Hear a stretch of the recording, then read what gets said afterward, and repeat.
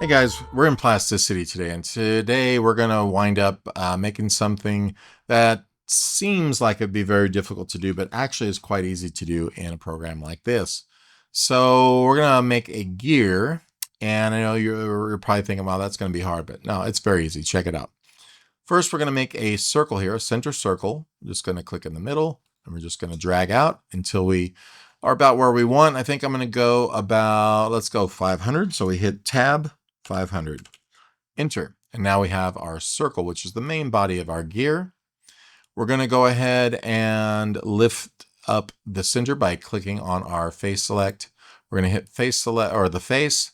So we're going to drag our center handle up. We're going to come over here to the distance, and we're going to click in there and just go 44 and enter. And now we've got the thickness of the overall gear. There's about 300 ways we can go about this, but to me, the teeth will come in a second. But right now we're going to do the central portion of this whole thing. And so we're going to right click to accept everything. And we're going to use our central circle again. Click in the center with it and pull out until we get to about right here. Looks like 432. So I'm just going to hit tab and type in 432, enter. And I think also that is fine. So we want to create some bars in the center. We could just basically cut these out, or we could press this down, cut them out, insert them later. There's 100 different ways you can go about this. But what I'm going to do is something that a lot of people who are beginners at plasticity don't do because they're worried about the drawing aspect of it, but it gives you more power than anything. We're just going to click at the top here and go to a top view. We're going to grab another central circle and just put it right in the middle and click and pull outward. And we're going to go to about right here. And I want to go and click on this again and make another central circle. Click there and pull outward to about right there. And now we're going to make some lines. So just grab our line tool and go from the center outward like so. And we're going to press enter. All right, so we want to make just half of this bar. So we're going to imagine that it's only half as wide. I'm going to take my line tool. I'm going to come over here to about here and go up and click. Make sure it snaps to the perpendicular spot there, and we hit enter. And now with this selected, we're going to hit Alt X, which is going to let us mirror it. We're going to go from this side to this side. So we click this side, it jumps that over. We right click, and there we go. And we're going to, still with our line edge selection selector selected, we're going to select the middle edge and hit delete. And now we have that bar as thick as we need it. I'm going to make 4 of these sections. So what we're going to do is also select this line, shift select this one. We're going to come to our radial array, click it, and go to the center. And you can see I have it set up for 3, but we're going to click on the middle and come down here to where it says 3. We're just going to move it up to 4. Right click to accept everything. And believe it or not, that's pretty much ready to go. So with this set this way, I am going to click on the central circle and pull that up to give us a little bit of a hub there. We're not going to worry about the center just yet. I'm then going to right click to accept it. Okay, so we're going to select each one of these sections, including the arms. And then we're going to have to do something before we push down, because this will actually hide itself if we do this. We want to hit W, and we want to select this main disk to subtract from, and then we want to push down. And now you can see this cuts into the disk, leaving us with this cool edge. I'm going to right click to accept that. And then we're going to select just these sections of these curves here that we started out with. And we're going to select W again, and we're going to select the main body. And now when we pushed in, these will cut all the way through. So I can right click, and everything is as we want it to be. Then I'm going to come back here to the main circle, and we're going to also extrude, but we're going to hit W again, and we're going to click this main body, and we're going to push that down all the way through and right click, and we have a central hole cut out of the whole thing. I'm now going to come back to our circles. We can shift select. We're going to select the top one, shift select the last one, and then we're going to just turn them all off. We are left with this. Now, if you notice, we're going to turn off our X right here too, right over here. You notice this piece here is a separate section than these. We want to join those together. So what I'm going to do is select the main body, then shift select this and hit Q and Q again. And when you right click, they will now become one. All right. So with that, we also need to make this guy even top to bottom. And you can see it's not that way. This has this bit on the outside. The arms are pushed in more. If we look at this from the very side, you can also see this is not centered. If we were to do it now, it would be twice as thick as it is. We've got this going to here. We want this line to kind of hit in the center. So one way we could do that is to just easily grab it, and we can see that this is where the center of our object really is. We can just pull down, and while we're pulling down, we hold Control and snap this. Matter of fact, we need to move this off to the side. Snap this to that central edge. The other issue is going to be is now that we have this moved, the center is here, but it's definitely not centered as the overall shape to the overall shape that is, but not the overall shape that will be. What we need to do is push this bottom face in to where it goes up to this axis as well. So we're just going to come down here, accept our change that we made, go to face mode, click on this bottom face, and we're going to push that upward. And we're going to push that upward, and then we're going to hold Control while we're doing that and snap it to that red line right there. Right click and you've accepted, and you can see now this is the final shape we're looking for. These look thin, but they're also only as half as thick as they are going to be overall. Don't worry about the bottom at this point because we're going to be making some changes to the top that will when we mirror everything, it will all happen at once. So we just want to change some things first before we wind up doing that. So let's go ahead and select our edges. We're going to take this and we're going to push in for a chamfer. We're going to right click to accept. And if it doesn't accept the first time, click it again. It happens a lot because it wants to jump to a different tool coming out of that one. We're going to click on the inner ring here, and we're going to chamfer that in just a little bit, just to kind of refine that edge slightly. Right click to accept.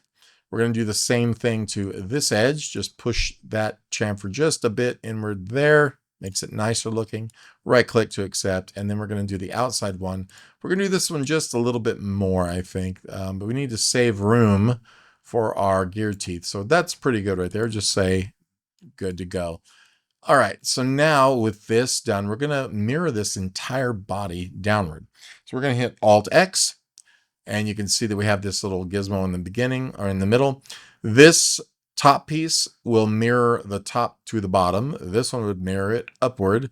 So you want to click the one kind of the opposite. It's a little counterintuitive, but just think of it. We're going to move this piece down. So we click the one that you want to move. This one goes down. You can see it makes that duplicate now that's down there. We right click to accept. Now they are in two pieces. This didn't have to be in two pieces, but it is. You can just hit select both objects and hit Q twice on your keyboard or whatever. But if I go back, undo it all, and select the main object that we're doing, and we go Alt X, and then we go to mirror this downward, before we right click, you can see right over here it says Union Halves. Just turn that switch on. They'll become one object automatically. Right click and you're done. Okay, so there is the body of our new gear. And now we need to make some teeth for it because this isn't a gear as it sits. We're going to make a kind of traditional gear with what I like to call dinosaur teeth as far as the gear teeth go. A lot of people think of gears with perfectly triangle teeth and stuff, but these look a lot more like the ones you'd expect to see on an actual gear. They have some room between them so that any kind of flexing or turning of the gear teeth and stuff can be allowed, but this will be more kind of like a more traditional feeling gear. So from the top view, we'll jump to that, and you'll be able to see we can draw one gear tooth right over here on the side. And I'm just going to grab my line tool. There's a number of ways you can do this, but if we grab the line tool and we just go kind of away from the gear and we make it basically the length of the tooth we know we're going to use. I'm going to just kind of go here. I'm going to go out to about here. I'm going to put in a little bit of an angle at this point, like this, and then straight down. You can even keep a little more of an angle toward the bottom if you really want to. If your mouse is snapping, just hold Control and it will remove that snap. Okay, like that. And then you can come across and close your shape up when you press Enter. So now we're going to take that and we're going to mirror that downwards. So we're going to hit Alt X again. We're going to find out where our gizmo is at, usually in the center. And we're going to go from here to here because we're mirroring it from this side to below that mirror line. So we're just going to click it and there it goes. We're going to right click to accept and to make that shape. So I'm just going to swing around to our 3D view here. We're going to go ahead, select our faces, this one, and shift select the other.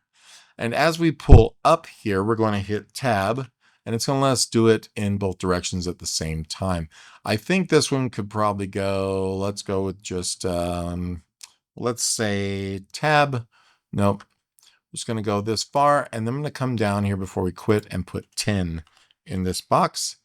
And we're going to right click and those are like so. Now, if for some reason these are two separate shapes, you can just do the QQ method I told you about. I'm going to come over here and turn off these. And you can see they are all one shape because the act of pulling them up using that bilateral method, they wind up being one object. All right, so with that done, we now have our tooth here. We probably want to clean this up a little bit. It's a little too sharp on the edges. So what I'm going to do is just kind of find, using my edge selection, grab the edges that I know, and you can grab them all the way around if you hold Alt and Shift at the same time. It'll select all the contiguous edges. And I'm just going to do that here for all of these guys. And you could do that one as well.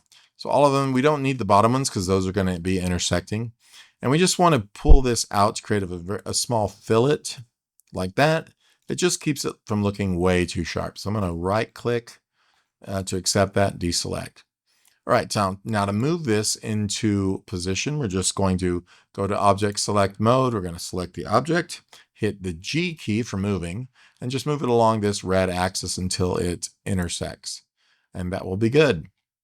And then the easiest thing in the world to do next is, well, we got to right click to accept.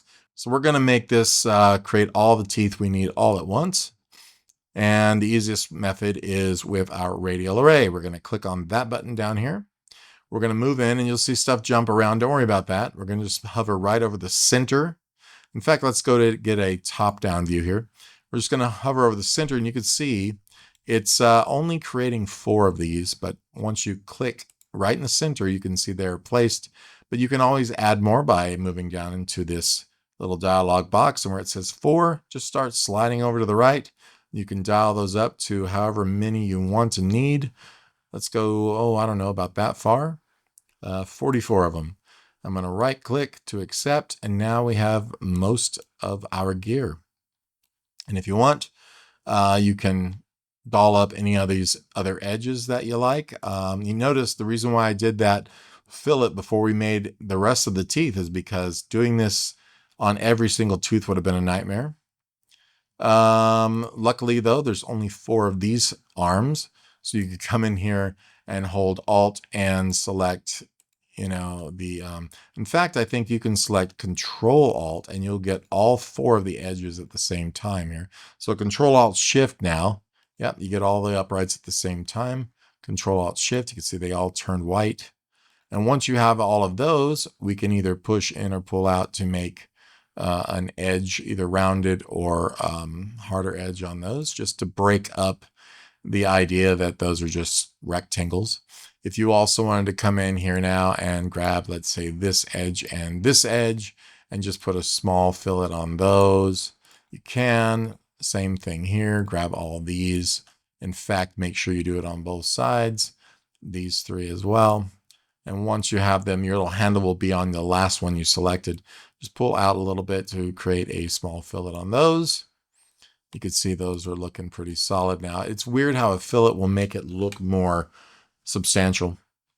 In fact, we can go to any of these and just add those small fillets now to all of those. So if you, just grab these, turn it over, find the other ones you're missing, and then sort of pull that just slightly to create that small fillet. It does add more polygons, but it does look better if your computer can handle it. Okay, so with that, we can add just a little makeshift sort of axle, just to give you an idea real quick, by either making a cylinder here, or like I like to do it, I like to draw them out. So we just come to the top to where we're getting one of these points, click on it, go as wide as you need to go with it. Something maybe like that. If it's not centrally located, another way you can do that is turn on your X-ray view, grab it by hitting G, moving this down to where you can get it in the center. You can actually hold Control to snap it to that center, like that. As you can see, as I'm going to come around here and show you again, we right-click to accept it. It's now in the center. We come over here to select the faces. We select that. As we pull it up, you use your tab key and it will make it come out of both sides. And then you right click to accept. There you go. Now we have a gear. We can just turn off our X-ray view. We can shift select all of these things. We can join them together next, is what I do suggest. If you're not going to be modifying any of these teeth separate from each other or anything like that, go to your solid view. Just kind of come down and drag everything like this in a marquee select. Hit Q, and then to make them all positive objects to bond together, you hit Q again. And then once this turns solid purple, you right click and you've accepted. And now it's all essentially one object. You can grab it and move it, or you can hit R and rotate it, which I do want to do this way. And if it doesn't go exactly, just hit there and highlight that and go 90, enter. And now we've got our perfect gear on a little spindle in like 10 minutes. So there you go. There is one way to make a gear in Plasticity.